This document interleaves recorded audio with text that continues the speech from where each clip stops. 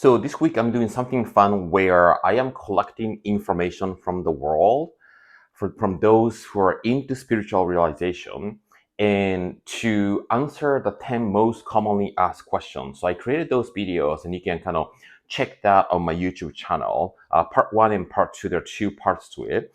Now today and tomorrow I'm going to be releasing but the 10 challenges that conscious manifestors have. So let me explain what conscious manifestation is. So manifestation is the realization of the idea in the physical form. So we have something that we want, and when we impress that idea into our subconscious mind, that idea materialize in the physical form.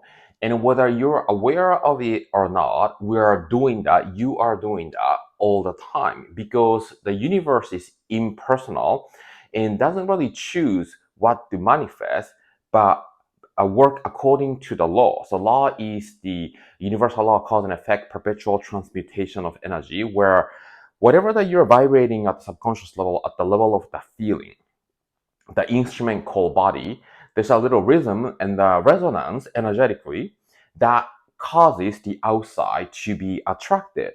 So the life circumstance that you are surrounded by currently, the consequence and the situation was created by your internal energetic resonance at the feeling level. So manifestation is that we are manifesting all the time, just like a law of gravity, where you cannot not manifest it. And we want to just select, we have an ability to choose to energize subconsciously what we want to manifest, or we can also energize subconsciously to focus on what we don't want and ending up manifesting what we don't want. So conscious manifestation is to deliberately choose your subconscious energetics so we can attract and be surrounded by our desire. Because many of us, or no, if not all of us, want to be surrounded by the desire, which is the abundance, which is the uplifting, inspire environment. So we have this thing called positive and negative in this physical world. And then we tend to focus on the negative, but we want positive. So how do we maneuver and navigate our internal state is the practice. So conscious manifestors are those who are aware of this idea and on a day-to-day basis practicing manifesting the desire. So there are 10 challenges that the conscious manifestors commonly face. And I'm gonna create today's video is gonna be just the first 5, so I can split into 2 to not to make the video too long and to make it digestible. So number 1 challenge is doubt and skepticism. So interesting, right? So you have something that you want as an idea, right? And then what you want is 100% of the time what you currently don't have in the physical world. Otherwise, you wouldn't want it, right? So this is the interesting part, that you wouldn't want what you already have or experiencing. So what you want is always coming from the lack thereof. So what we want to do is to form a healthy relationship with the lack instead of dwell on it. Yeah. So what does it mean when it says one of the challenges being doubt and skepticism? So the doubt might arise when you don't see the evidence of sight in the outside world. Yeah. In your vision, in your sight that you don't see, or you don't experience that in your 5 sensory world, and you are working on manifesting some sort of desire, could be your health, relationship, or business, and then it doesn't appear, and you start doubting the idea. But doubting the idea, to me, ultimately is to doubt in your own power. Because one of the things that we want to really anchor when we practice manifestation is that we're working with the universal law, right? So universal law means that the sun arises, right? And the day and the night happens, right? And then when you stand up, and then there's no time where gravity take vacation and take a break, but it's working all the time. So I think it requires to have a certain level of conviction that this mental law that operates in the universe that is invisible is working all the time. And then you are able to co-participate in that creation of it using your mind and the subconscious mind. So doubting often happens when you get caught up with the outside, and then when you're actually not focusing on the inside enough, or you might not be aware the difference between wanting and the subconscious feeling of not having. Because one of the things that we talk about, as I said a little bit at the beginning, is it begins by the absence of the thing.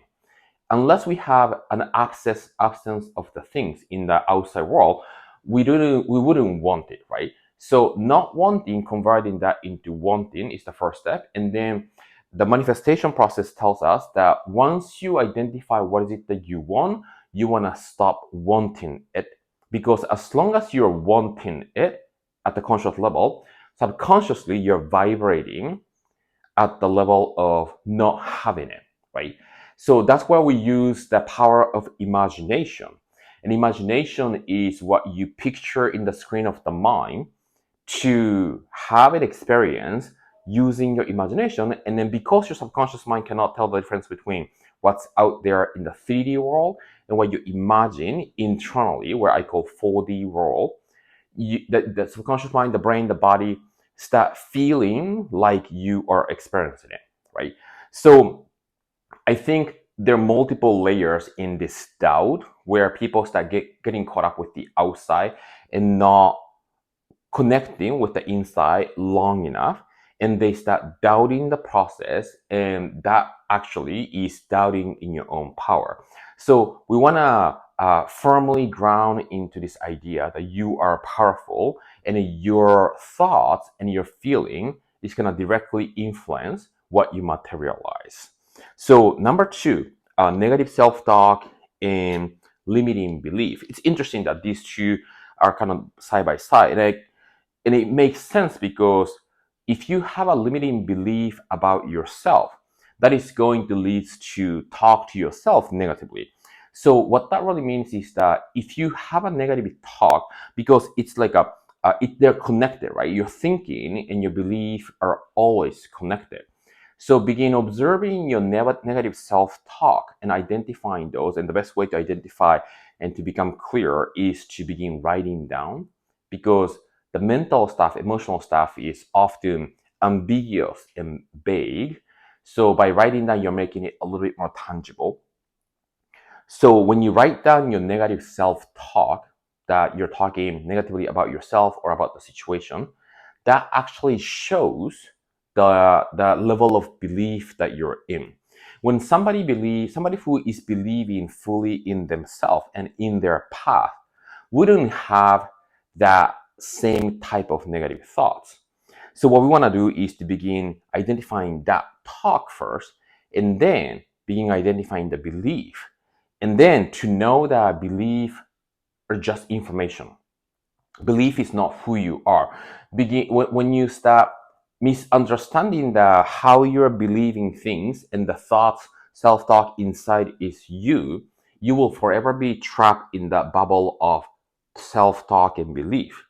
But when we understand that those beliefs that's operating inside of us and the self-talk that's operating inside of us, we got it from the outside when we were little, and from the environmental programming, then we can identify those and begin able to change it, right? And it's important. This is one of the keys, everybody. It's really important to believe that it's easy to change your belief. Because if you continue to tell yourself, oh, it's going to take time, that's what you're believing, and it becomes so. Yeah. So whatever you believe to be true, it becomes true in your life. So we want to observe the self-talk and the belief and begin making it very light and expansive. Okay, number three, impatience and frustration says. So one of the challenges that the conscious manifestors face is the impatience in frustration. because probably they are feeling like it's not happening fast enough, right?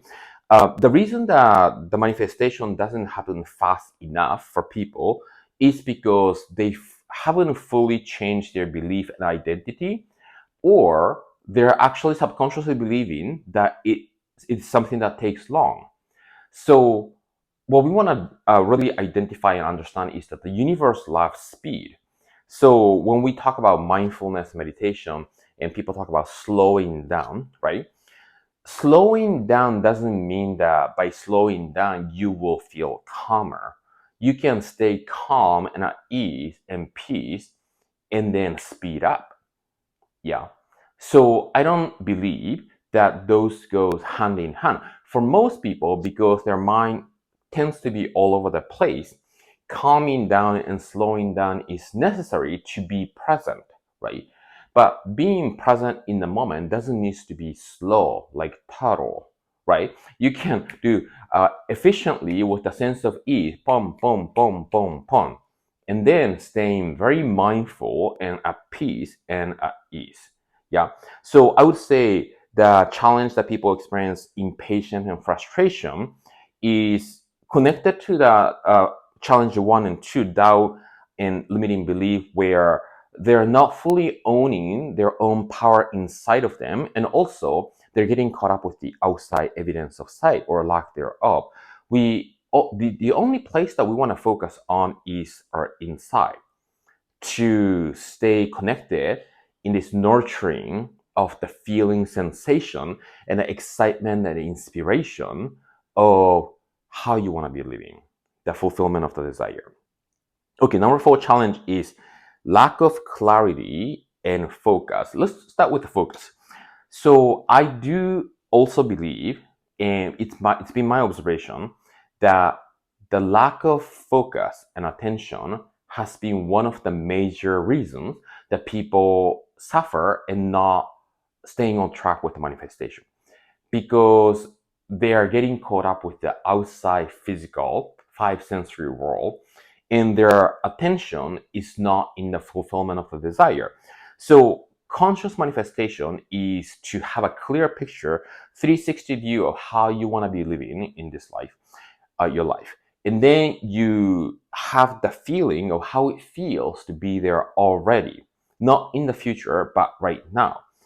And we want to be living in that sort of bath of the desire to feel good and to feel exciting. 51% of the waking time. 51% of the waking time. Yeah. So are we there, right? So we want to first structure the practice of visualization in the morning, in the afternoon, in the evening. And when I propose that, people tend to say that, oh, I don't have time or I'm busy. Time is relative and busyness is due to the activity of the mind. I know many people who told me that they were busy and they added on their time that they thought that they didn't have extra visualization, such as 10 minutes in the morning, afternoon, evening, and then everything changed the way they experienced, even though nothing in the outside changed. So when people say I don't have time, I actually don't believe that is true. That's based on their perception that is limited. And you can add 5 minutes, 10 minutes anywhere to be able to enhance and enrich the way that they can experience, right? So lack of clarity, I think also happens when people start conforming, or if somebody doesn't have this solid, or I would say, if somebody has been influenced heavily, for instance, by their parents to do this or not to do this, and haven't received a permission to want whatever they wanted, right? Then it kind of fogs the clarity of the desire, because that person is programmed to want what somebody else want them to want. Yeah. So it's important to give yourself a permission to be okay, or to feel excellent in wanting what is it that you truly desire, not anybody else. Okay, Number 5 is huge, resistance to change. So the resistance to change is going to be there for most people because we're married to our own identity, the past, present self. And that is the strongest energy that people might get stuck, the default state. And the way that you can graduate and transcend out of that, first is to understand that identity is not you. So you can observe and then sort of objectify it, and to truly live in that energy of the fulfillment of the desire long enough and intense enough so that start overriding. So it requires a little bit of commitment. And I often say that, this subconscious work is no different from training the body. So if you're doing yoga, if you're doing the workout, you wouldn't do just when you feel like it or when you remember it to be able to change, because your subconscious mind is your body. So it works exactly the same way. To improve and to change the formation of the body, the formation of the subconscious mind, it requires a systematical process and a consistency, and to be able for the body to adapt to the new version, adapt to the new identity. So that new feeling about you, about life, becomes your new norm and the default state. So that was the first 5 questions or 5 challenges that conscious manifestors have, the 10 out of the 10 challenges. So this is the part 1 of the 10 challenges, and 6 to 10 is going to be in the next video, so stay tuned. And if you personally have a challenge that hasn't been discussed here, comment below. And if you have any questions about any of my answer for the challenge, feel free to comment, and I'll see you in the next video.